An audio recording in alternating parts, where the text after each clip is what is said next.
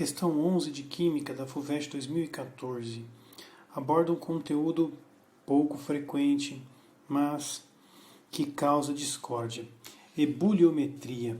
Na físico-química este conceito é abordado e temos esta fórmula que retrata a variação de temperatura de ebulição dependendo da quantidade de moléculas presentes e o número de partículas dispersas.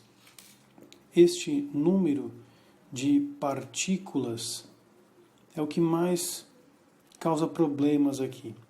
Para dar um exemplo desse cálculo do número de partículas, vou tomar como exemplo o próprio sal, que ele representa aqui na questão, que é o sulfato de sódio. Para determinar o número de partículas, você tem que dissociar ou ionizar, dependendo da situação.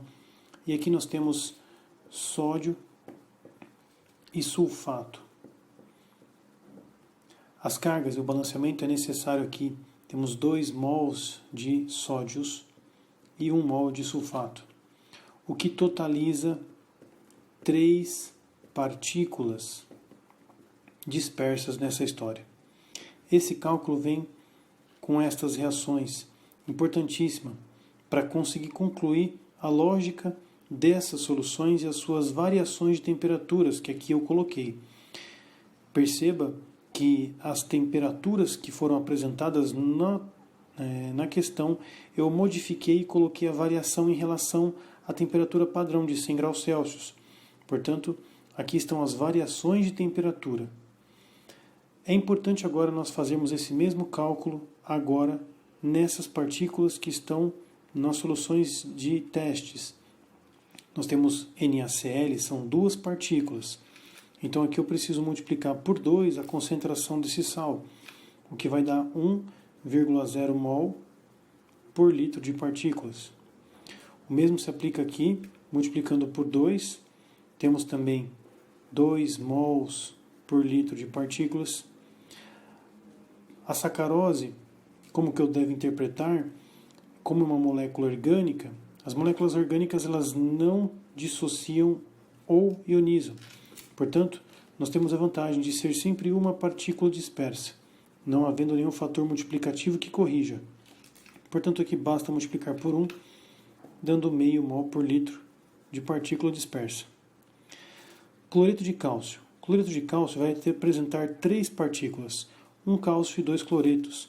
Portanto, vezes 3, chegaremos a 1 mol e meio de partículas dispersas.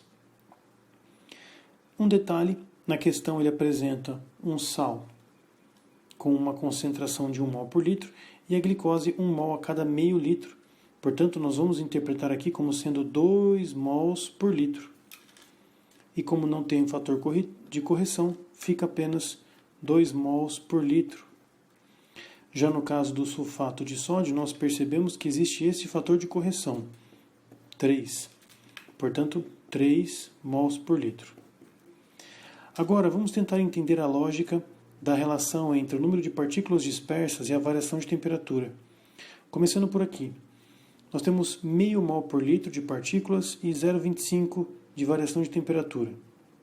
Eu vou aumentar em meia unidade. Então, aqui seria a minha primeira análise. Agora, vamos para cá. 1 mol por litro. Eu aumentei meio mol por litro e a variação de temperatura aumentou em 0,25. Agora vamos para 1 mol e meio, terceiro ponto. 1 mol e meio aumentou em meio a concentração e aumentou em 0,25 a variação de temperatura. Mais uma vez, vamos aumentar agora em meio mol por litro. Vamos de 1,5 para 2 mol por litro e perceba que aumentou em 0,25 a variação de temperatura. Toda vez que nós migramos meio mol por litro, a temperatura varia 0,25. Então, uma variação de meio mol por litro causa uma variação de 0,25 na temperatura. Portanto, nós temos aqui de 2 para 2,5 aumentaria 0,25. De 2,5 para 3 aumentaria mais 0,25. 2 vezes 0,25. Portanto, daqui nós tiramos que há um aumento de 1,50 na variação de temperatura, no caso de 3 mol por litro de partículas. E no caso de 2 mol por litro, já está dado o valor, ele refere-se ao mesmo, portanto nós temos variação de temperatura. Sendo assim, a variação de temperatura provocada pelo sal Na2SO4 vai causar uma temperatura final de 101,5, enquanto que a variação de temperatura provocada pela glicose vai gerar uma temperatura final de ebulição de 101. Esses dados nos permitem identificar a alternativa D.